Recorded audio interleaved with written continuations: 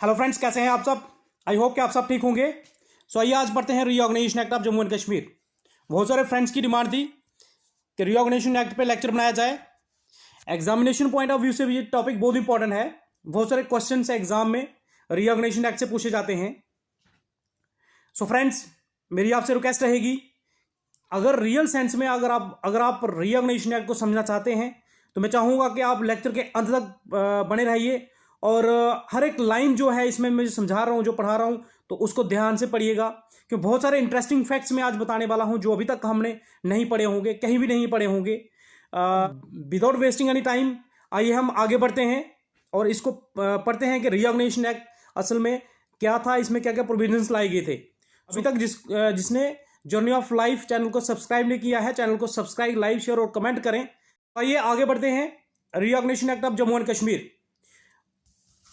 Actual में मैंने जैसे आपको बताया फ्रेंड्स, 2019 से पहले 5 अगस्त 2019 से पहले क्या था, जम्मू कश्मीर का अपना अलग से कॉन्स्टिट्यूशन था। 5 अगस्त 2019 में पार्लियामेंट में एक रीऑर्गेनाइजेशन जो था वो बिल पेश करके उसको एक्ट में कन्वर्ट करके जम्मू कश्मीर को था, हमारी जम्मू कश्मीर स्टेट को 2 यूटीज में कन्वर्ट किया गया था। उससे पहले हमारा जम्मू कश्मीर का अलग से कॉन्स्टिट्यूशन हुआ करता था, जैसे आपको पता है। सो आइए देखते हैं इसकी डेट ऑफ कमेंसमेंट जो थी। ऐसे तो मैंने बताया 5 अगस्त 2019 को जो था ये लाया गया था, लेकिन इसकी एक्चुअल में डेट ऑफ कमेंसमेंट जो थी, ये शुरू कब हुआ, लागू कब हुआ, ये 31 अक्टूबर 2019। फ्रेंड्स, बहुत बार ये क्वेश्चन भी पूछा जाता है क्योंकि हमारे माइंड में ये कंफ्यूजन रहती है, क्योंकि 5 अगस्त 2019 को ही हम याद रखते हैं और हम समझते हैं कि 5 अगस्त 2019 को ही ये इसकी कमेंसमेंट हुई थी, लेकिन ऐसा नहीं है फ्रेंड्स। एग्जाम में बहुत बार ये क्वेश्चन जो है पूछा जाता है। एक्चुअल में इसकी कमेंसमेंट जो हुई थी तो वो 31 अक्टूबर 2019 में हुई थी। ऐसे 5 अगस्त को जो था वो पार्लियामेंट में एक बिल ला के तो ये एक्ट बनाया गया था, लेकिन एक्चुअल में इसकी जो थी वो कमेंसमेंट जो थी वो इसकी वो कब से हुई थी, 31 अक्टूबर 2019। सो आइए देखते हैं इसके की प्रोविजंस क्या है। रीऑर्गेनाइजेशन एक्ट जो है इसके क्या की प्रोविजंस थे, इसमें क्या क्या बातें कही गई थी। तो आइए देखते हैं इसके की प्रोविजंस क्या है। फ्रेंड्स, सबसे पहला पॉइंट जो है, लेक्चर को अंत तक देखिए फ्रेंड्स। बहुत सारे इंटरेस्टिंग फैक्ट्स जो हैं वो अगर आप लेक्चर को बीच में ही छोड़ देंगे तो बहुत सारी चीज़ें जो हैं वो आप सीखने से रह जाएंगे, बहुत सारी चीज़ें, इंपॉर्टेंट चीज़ें आप जो है स्किप कर जाएंगे। सो आइए देखते हैं की प्रोविजन से क्या क्या है। The Jammu and Kashmir reorganisation act has been divided into, सबसे पहली बात कि Jammu and Kashmir reorganisation act जो है उसको 14 पार्ट्स में डिवाइड किया गया है, जिसमें 103 सेक्शंस हैं और 5 शेड्यूल्स हैं। तो फ्रेंड्स, इंपॉर्टेंट चीज़ है, याद रखने वाली चीज़ है, ये हमारी कंपोजिशन ऑफ रीऑर्गेनाइजेशन एक्ट है कि reorganisation act of Jammu and Kashmir जो 2019 में आया था उसकी कंपोजिशन क्या है, तो वो आपको याद रखनी है कि डिवाइडेड इनटू 14 पार्ट्स, कुल मिलाकर 14 पार्ट्स हैं, जिसमें 103 सेक्शंस हैं और 5 शेड्यूल्स हैं। अंडर द एक्ट 166 जो थे एग्जिस्टिंग लॉज जो थे वो उनको वैसे का वैसा रहने दिया। कहने का मतलब कि रीऑर्गेनाइजेशन एक्ट लाने से पहले तमाम जितने भी लॉज थे उनमें से, जितने भी एक्ट थे उनमें से 166 जो लॉज जो थे तो उनको वैसे का वैसा रहने दिया और 164 जो थे उनको रिपील कर दिया गया, जिसमें 11 गवर्नर के ऑर्डर भी थे। कहने का मतलब कि रीऑर्गेनाइजेशन एक्ट आने से क्या हुआ, 164 एक्ट्स जो 164 एक्ट जो थे, जो कानून जो थे उनको जहां से क्या कर दिया गया, रिपील कर दिया गया, कैंसिल कर दिया गया, रद्द कर दिया गया, और 166 जो लॉज थे उनको वैसे का वैसा रहने दिया, वो जम्मू कश्मीर में वैसे ही लागू रहेंगे। तो इनके बारे में भी आपको फ्रेंड्स बताया जाएगा, कौन कौन से 164 कौन से थे, 166 कौन से थे, ये सारी डिटेल में बताया जाएगा। रीऑर्गेनाइजेशन एक्ट जो है फ्रेंड्स आपको कहीं और से पढ़ने की जरूरत नहीं। अगर आप आज पूरा लेक्चर देख लेंगे तो आपको कहीं और से पढ़ने की जरूरत नहीं पड़ेगी फ्रेंड्स, पूरी डिटेल में आपको बताया जाएगा। सो आइए आगे बढ़ते हैं। Existing state of Jammu and Kashmir has been divided into two duties. तो ये भी एक इसका की फीचर ये था, की प्रोविजन ये था कि उसमें क्या किया गया, जम्मू एंड कश्मीर की जो स्टेट थी उसको डिवाइड करके 2 ड्यूटीज में बदल दिया गया, जिसमें ड्यूटी ऑफ लद्दाख और क्या ये अपना जम्मू एंड कश्मीर। तो उसके बाद फ्रेंड्स हम पढ़ते हैं अगला प्रोविजन जो था, post of governor abolished and created new post of lieutenant governor. तो जैसा आप देखते हैं जम्मू कश्मीर में आज हमारे लेफ्टिनेंट गवर्नर जो है वो गवर्नर की जगह लेफ्टिनेंट गवर्नर हैं। तो ये रीऑर्गेनाइजेशन एक्ट में एक प्रोविजन रखा गया था कि लेफ्टिनेंट गवर्नर जो है, गवर्नर की जगह लेफ्टिनेंट गवर्नर जो होगा वो स्टेट में ड्यूटी में होगा। उसके बाद friends, provisions under article 239A of the constitution of India applicable with necessary modifications as applicable to duty of Pondicherry.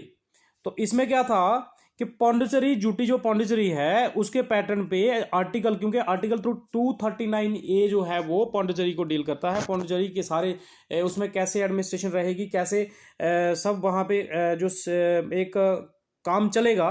तो 239A आर्टिकल जो है वो डील करता है किसके साथ, ड्यूटी ऑफ पॉन्डिचेरी जो है वो ड्यूटी ऑफ पॉन्डिचेरी के रिलेटेड है।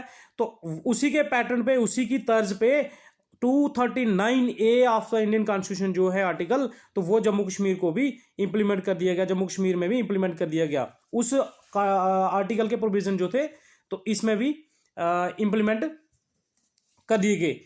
24 seats kept vacant in duty legislative assembly for the area occupied by Pakistan. तो इसमें हुआ क्या कि हमारा पाक ऑक्युपाइड कश्मीर जो है, पीओके जिसे हमें कहते हैं, तो कुछ हमारा क्षेत्रफल, कुछ एरिया हमारा जो है पीओके पाकिस्तान के कब्जे में है। तो वहां के लोगों के, वहां के जो हमारे वहां पर एरिया है उसके लिए जो थी कुछ 24 सीट्स जो थी वो खाली रखी गई हैं हमारी लेजिस्लेटिव असेंबली में पीओके के लिए। कहने का मतलब कि हमारी लेजिस्लेटिव असेंबली जो होगी तो उसमें कुल मिलाकर जितनी भी सीट्स होंगी उसमें से 24 सीट जो थी वो क्या करेंगे, वो वैकेंट रखी जाएंगी। किसके लिए, पीओके का एरिया जो हमारा है उसके लिए।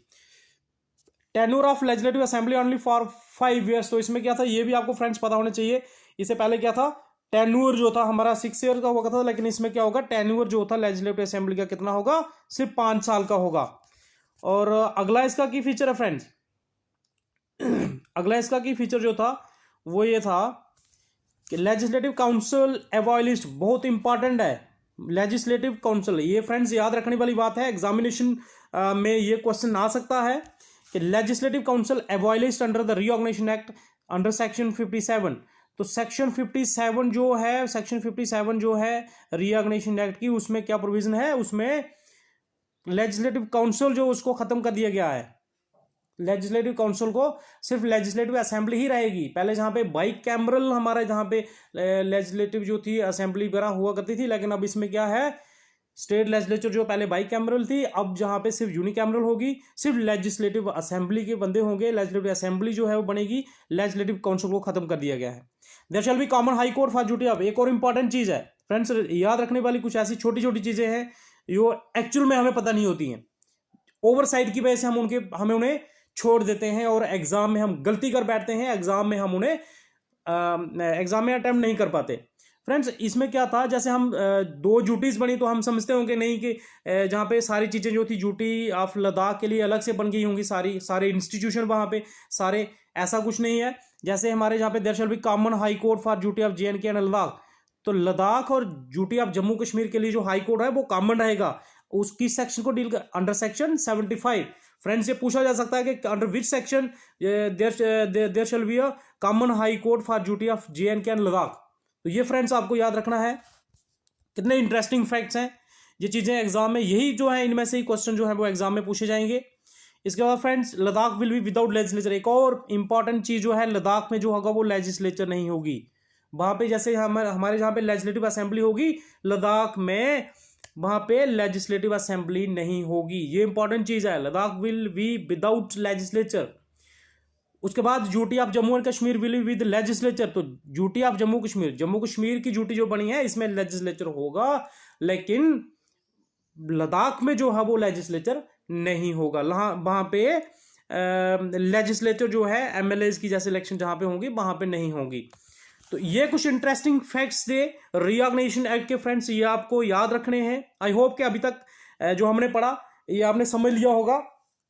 सो आइए आगे आज डिस्कस करते हैं कि कौन कौन से पार्ट्स हैं इसकी, रियल सेंस में इसकी कंपोजिशन जो है, इसमें क्या क्या मैंने बताया था। 103 इसमें सेक्शंस हैं और इसमें जैसे मैंने आपको बताया कि 14 पार्ट्स हैं और 5 शेड्यूल्स हैं। तो आज हम अभी पढ़ते हैं रीऑर्गेनाइजेशन एक्ट जो है इसके पार्ट्स के बारे में पढ़ते हैं, कौन कौन से पार्ट्स इसमें हैं, कौन कौन से सेक्शंस इसमें कवर्ड हैं। सो आइए फ्रेंड्स पढ़ते हैं parts of reorganisation act of Jammu and Kashmir 2019। तो इसमें कौन कौन से पार्ट्स हैं? सबसे पहले फ्रेंड्स ये याद रखना है प्रीलिमिनरी सेक्शन 1 से लेकर 2 तक। तो हमारा रीऑर्गेनाइजेशन एक्ट जो है उसमें क्या है कि पार्ट 1 जो है, वो जो पार्ट 1 जो रखा गया है उसमें सिर्फ 2 सेक्शंस हैं, 1 to 2, 1 से 2 तक जो हमारी सेक्शन उसमें रखी गई हैं। तो उसमें किस चीज़ का प्रोविजन रखा गया है? जिसमें उसमें शॉर्ट टाइटल के बारे में बताया गया है और कुछ डेफिनेशन, जैसे हमारे जहाँ पे असेंबली कॉन्स्टिट्यूंसी और पार्लियामेंट्री कॉन्स्टिट्यूंसी वगैरह, तो इनके बारे में जो है उसमें डिस्कस किया गया है। तो ये आपने याद रखना है। फिर उसके बाद फ्रेंड्स अभी हम आज पार्ट्स के बारे में और कौन कौन सी सेक्शन किस पार्ट में है उसके बारे में डिस्कस करने वाले हैं। फिर उसके बाद डिटेल में हम पढ़ेंगे कि किस पार्ट के अंदर किस सेक्शन में क्या लिखा है। सो आइए फ्रेंड्स आगे बढ़ते हैं। पार्ट 2 जो हमारा जो वो है reorganisation of the state of Jammu and Kashmir, ये सेक्शन 3 to 7 डील करता है। मोस्ट इंपॉर्टेंट पार्ट है part 2 of the state of Jammu and Kashmir. ये जो reorganisation of the state of Jammu and Kashmir के बारे में डील करता है। तो इसमें बाकायदा प्रोविजन रखे गए हैं कि जैसे formation of union territory of Ladakh without legislature. तो इसमें यह जैसे मैंने अभी आपको बताया कि लद्दाख जो ड्यूटी बनेगी बगैर लेजिस्लेचर के होगी, जम्मू कश्मीर की ड्यूटी उसमें लेजिस्लेचर होगा। और उसके बाद गवर्नर जो होगा existing state of Jammu and Kashmir का, तो कुछ टाइम के लिए जैसे गवर्नर जम्मू कश्मीर का, तो उसको क्या क्या क्या रखा गया, कॉमन जो हमारा जो था लेफ्टिनेंट गवर्नर बनाया गया था। फिर उसके बाद शेड्यूल्स में कुछ अमेंडमेंट्स वगैरह की गई, तो ये सारी चीज़ें आपको बताई जाएंगी। उसके बाद पार्ट 3 में जो है फ्रेंड्स रिप्रेजेंटेशन द लेजिस्लेचर के अंदर जो है रिप्रेजेंटेशन कैसे होगी, किस किस की रिप्रेजेंटेशन होगी, तो उसमें सारी चीज़ें जो हैं 8 से लेकर 57 तक जो है ये सेक्शन जो है वो इसमें बताई गई हैं। काउंसिल ऑफ स्टेट जो हमारी जैसे उसके बारे में डिस्कस किया गया है, हाउस ऑफ द पीपल वगैरह, उसमें कैसे अमेंडमेंट्स वगैरह क्या की जाएंगी, ये सारे प्रोविजंस जो हैं वो इसमें रखे गए हैं। रिप्रेजेंटेशन इन द लेजिस्लेचर में कैसे रिप्रेजेंटेशन जो होगी, तो ये सेक्शन आपने याद रखनी 8 से लेकर 57 तक। फ्रेंड्स 8 से लेकर 57 तक सेक्शन जो है वो किसको डील करती है? पार्ट 3 में आती हैं, जिसमें रिप्रेजेंटेशन द लेजिस्लेचर हम पढ़ते हैं। सो आइए फ्रेंड्स अगला पढ़ते हैं administration of union territory of Ladakh. तो सेक्शन 58, सिर्फ एक सेक्शन 58 है। Reorganisation act of Jammu and Kashmir जो था उसमें सिर्फ एक सेक्शन ऐसी रखी गई है जो लद्दाख की जो ड्यूटी को कैसे एडमिनिस्टर करना है, कैसे उसको चलाया जाएगा, उसके बारे में सारी डिटेल्स में उसके संबंधित जो है ये सेक्शन दी गई है। तो इसके बारे में भी आपको बताया जाएगा, डिटेल में बताया जाएगा कि इस सेक्शन में क्या लिखा हुआ है। तो पहले आइए बढ़ते हैं पार्ट 5 जो है डिलिमिटेशन ऑफ कॉन्स्टिट्यूंसीज। तो कॉन्स्टिट्यूंसीज जो है वो कैसे डिलिमिटेशन उनकी की जाएगी, सेक्शन 59 to 64, 59 से लेकर 64 तक सेक्शन जो है वो किसको डील करती हैं? डिलिमिटेशंस को। तो उसमें डिलिमिटेशन जो है वो कैसे की जाएंगी, जो मेंबर ऑफ पार्लियामेंट जो हमारी जो पार्लियामेंट्री लेजिस्लेटिव असेंबलीज होती हैं, फिर स्टेट लेजिस्लेटिव असेंबलीज, उनको किस तरह के डिलिमिटेशन उनकी की जाएगी, ये सारे प्रोविजंस में रखे गए हैं। और बाकायदा इसके बारे में बताया जाएगा कौन कौन से डिलिमिटेशन कैसे हुई हैं, कैसे इसमें परिवर्तन लाया गया है। सो फ्रेंड्स इसके बाद हम पढ़ेंगे पार्ट 6 जो है हमारा डील करता है schedule caste and schedule tribes. Most important है शेड्यूल कास्ट और शेड्यूल ट्राइब्स जो है वो पार्ट हमारा 6 जो उसमें डील करता है, जिसमें सिर्फ 2 सेक्शंस जो रखी गई हैं, उसमें सिर्फ 2 सेक्शंस रखी गई हैं 65 से लेकर 66 तक। सो फ्रेंड्स 65 और 66 सेक्शन जो मोर इंपॉर्टेंट है, इसमें क्या किया गया था कि शेड्यूल कास्ट, जैसे इसमें applicability of the schedule caste order 1956। तो 1956 में कुछ शेड्यूल कास्ट के रिलेटेड कुछ जो था, जहाँ पे जो था वो ऑर्डर निकाला गया था लेकिन उसको अप्लाई नहीं किया गया था, तो उसकी इंप्लीमेंटेशन एक्चुअल सेंस में जहाँ पे इंश्योर की गई। और उसके बाद शेड्यूल ट्राइब का भी ऑर्डर जो था 1989 में कुछ जहाँ पे बनाए गए थे लेकिन उसको इम्प्लीमेंट नहीं किया गया था। तो ये सारी इसमें चीज़ें बताई गई हैं कि शेड्यूल कास्ट और शेड्यूल ट्राइब्स को किस तरीके से इस एक्ट के अंदर जो है बाकायदा जो है प्रायोरिटी दी गई है, बाकायदा इसमें उनका ध्यान रखा गया है।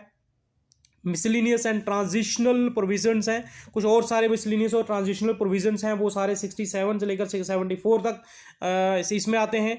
और उसके बाद एक और इम्पॉर्टेंट चीज़ जो है फ्रेंड्स याद रखने वाली चीज़ वो ये है कि high court of Jammu and Kashmir to be common high court. तो हाई कोर्ट जम्मू कश्मीर का जो पहले जिसमें लद्दाख भी आया करता था, तो यूटी बनने के बाद जो था बेशक 2 यूटीज बन गई, लेकिन उसमें हाई कोर्ट जो था वो Jammu and Kashmir high court को कॉमन हाई कोर्ट रखा गया, जिसमें सेक्शन 75 से लेकर 78 तक जो है उसमें रखी गई हैं। इसके अंदर बाकायदा प्रोविजंस है किस तरीके से JNK यूटी को और लद्दाख को यह हाई कोर्ट कैसे डील करेगा, कैसे जो सारे उसमें बताया गया है। उसके बाद फ्रेंड्स आगे बढ़ते हैं। पार्ट 9 जो रिकॉग्निशन एक्ट का फ्रेंड्स, उसमें क्या है, advocate general of union territory of Jammu and Kashmir. तो सेक्शन 79, सिर्फ एक सेक्शन है 79 जो है वो किसको डील करती है, advocate general of union territory of Jammu and Kashmir. तो उसमें बाकायदा लिखा गया हुआ है कि किस तरीके से लेफ्टिनेंट गवर्नर जो है वो एक आदमी को जो एडवोकेट जनरल अपॉइंट करेगा, जो एक हाई कोर्ट का जज बनने के लेवल का बंदा होगा, उसको अपॉइंट करेगा एडवोकेट जनरल जम्मू कश्मीर के लिए। तो फिर उस जैसे उसमें बताया गया बाकायदा कि उस जो है एडवोकेट जनरल की ये ड्यूटी होगी कि गवर्नमेंट जो है ड्यूटी की, गवर्नमेंट को जो है कुछ लीगल मैटर्स पे जो है वो एडवाइस की जरूरत पड़े तो एडवाइस दे, और दूसरी सारी ड्यूटीज़ जो हैं टाइम टू टाइम जो थी वो गवर्नमेंट जो उसको असाइन करेगी एडवोकेट जनरल को, तो वो सारी परफॉर्म करेगा। तो ये सारी चीज़ें आपको बताई जाएंगी। तो उसके बाद जो है जितने भी कोर्ट्स हैं यूनियन टेरिटरी के अंदर, तो एडवोकेट जनरल जो है वो क्या करेगा, उसको राइट होगा कि वो वहाँ पे हियरिंग के लिए जा सके। तो ये सारी उसमें राइट ऑफ ऑडियंस जो है उसको उसके पास रहेगा। तो ये सारे आपको बताया जाएगा। इसके बाद फ्रेंड्स पार्ट 10 में जो authorisation of expenditure and distribution of revenues, तो ये मोस्ट इंपॉर्टेंट है कि जो है किस तरीके से एक्सपेंडिचर किया जाएगा स्टेट के अंदर, ड्यूटी के अंदर किस किस तरीके से एक्सपेंडिचर किया जाएगा, और डिस्ट्रीब्यूशन ऑफ रेवेन्यूज कैसे की जाएगी, रेवेन्यूज को कैसे डिस्ट्रीब्यूट किया जाएगा ड्यूटी के अंदर, दोनों ड्यूटीज के अंदर। तो उसमें सेक्शन 80 से लेकर 83 जो है उसमें प्रोविजन रखे गए हैं। बाकायदा उसमें बताया गया है कि किस तरीके से पैसा कहाँ से खर्च किया जाएगा और किस तरीके से उसकी बाकायदा ऑडिट वगैरह जो उसका किया जाएगा, डिस्ट्रीब्यूशन ऑफ रेवेन्यूज कैसे की जाएंगी, अलग अलग जो है जैसे कोई अवार्ड 14 फाइनेंस कमीशन जो है ड्यूटी को दिया गया है, तो कैसे वो जूनियर टेरिटरी ऑफ जम्मू और जम्मू कश्मीर और जूनियर टेरिटरी ऑफ लद्दाख के बीच में जो है वो कैसे डिवाइड किया जाएगा। फ्रेंड्स जैसे आप जानते हैं कि 14 फाइनेंस कमीशन का जैसे अवार्ड आया था, जो पैसे जो पहली हमारी ड्यूटी जम्मू कश्मीर की स्टेट को दिया गया था, तो उसके बाद जब ड्यूटीज़ बन गई तो नेचुरली वो पैसा जो था वो भी डिस्ट्रीब्यूट होना था। तो वो भी इसमें प्रोविजन दिया गया है कि पॉपुलेशन के बेस पे कैसे on the basis of population ratio और दूसरे पैरामीटर्स जो हैं उनकी बेस पे जो पैसे जो है डिवाइड किए जाएंगे। तो ये इसमें बाकायदा प्रोविजन रखे गए थे। उसके बाद फ्रेंड्स अगला जो था नेक्स्ट वन जो है वो है apportionment of assets and liabilities. तो जैसे ही जम्मू कश्मीर स्टेट को डिवाइड करके 2 ड्यूटीज में कन्वर्ट किया गया, तो उसके नेचुरली उसमें एसेट्स वगैरह कुछ जो थी और लाइबिलिटीज जो थी उनको भी कैसे वो भी डिवाइड करनी थी। तो वाकईदा उसमें सेक्शन 84 जो है वो 84 सेक्शन उसमें रखी गई और उसमें बताया गया किस तरीके से जो है इसमें जो था ये अपॉर्शनमेंट की जाएगी एसेट्स और लाइबिलिटीज की। तो इसके बाद उसके बाद कुछ एक ये बाकायदा इसमें क्या कहा गया था कि एक कमेटी जो कंस्टिट्यूट की जाएगी सेंट्रल गवर्नमेंट की जानिब से। सेंट्रल गवर्नमेंट जो क्या करेगी, apportionment of assets and liabilities जो है, एसेट्स और लाइबिलिटीज के अपॉर्शनमेंट के लिए, उसकी तकसीम के लिए क्या करेगी, सेंट्रल गवर्नमेंट एक क्या करेगी, एक कमेटी तश्कील देगी और वो कमेटी जो है उसकी कमेटी की जो जजमेंट आएगी, कमेटी की सिफारिश पे ही उसके बाद ही जो की जाएंगी एसेट्स और लाइबिलिटीज डिस्ट्रीब्यूट की जाएंगी। ये इसमें प्रोविजन रखा गया। और पार्ट 12 जो है friends, provision as to certain corporations and any matters, corporations और दूसरे तमाम तरह के मैटर्स जो हैं वो सेक्शन 85 से लेकर 87 तक जो है उसमें रखे गए हैं। यार सारे प्रोविजन उसमें रखे गए हैं। उसके बाद friends provisions as to services, तो बहुत सारी सर्विसेज के कुछ प्रोविजन जो है, जैसे आप आईएएस की बात करें, आईएफएस की बात करें, आईपीएस की बात करें, ये जो है किस कैडर के बंदे जो हैं जम्मू कश्मीर में रहेंगे, किस तरीके से किस कैडर के बंदे जहाँ पे आ सकते हैं, पहले के जो जहाँ पे बंदे काम कर रहे हैं वो किस तरीके से जहाँ पे रहेंगे या नहीं रहेंगे, ये सारा जो है वो इसमें प्रोविजंस एज टू सर्विसेज के और दूसरी तरह की जितनी भी सर्विसेज हैं स्टेट के अंदर, तो उसका प्रोविजन सेक्शन 88 से लेकर 93 तक इसमें प्रोविजन में इसमें दिया गया है। सो फ्रेंड्स आई होप कि यहां तक आपने समझ लिया होगा। तो इसको और ज़्यादा इंटरेस्टिंग बनाने के लिए आइए कुछ और इफेक्ट्स पढ़ते हैं। फ्रेंड्स इसमें यह है कि अभी हमने पढ़ा सर्विसेज के बारे में, पार्ट 14 जो है इसका, पार्ट 14 जो है इसका फ्रेंड्स वो कहता है कि लीगल एंड मिसलिनियस प्रोविजंस।